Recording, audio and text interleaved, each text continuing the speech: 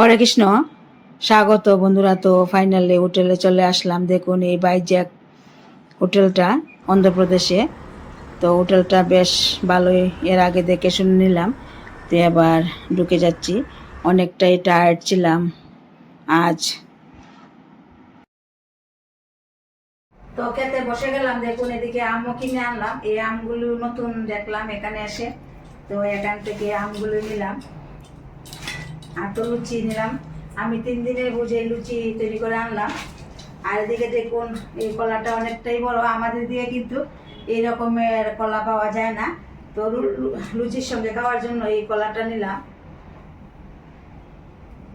তো আমার এই রকমের 3 দিন কিন্তু কেটে যাবে লুচি আর কলা দিয়ে খেয়ে নেব। এই যে দেখুন,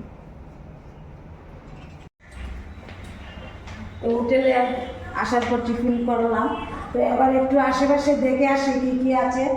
তো বের হলাম।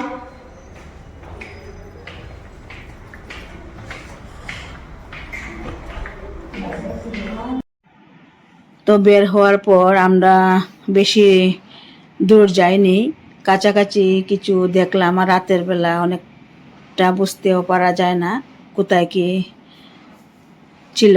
তো সকালবেলা আবার বের হব। আর এদিকে দেখুন আমি কফি নিলাম আর বাড়ি থেকে যে লুচি তৈরি করে আনলাম, সঙ্গে আমি বেশ কয়েকটা লুচিও নিলাম।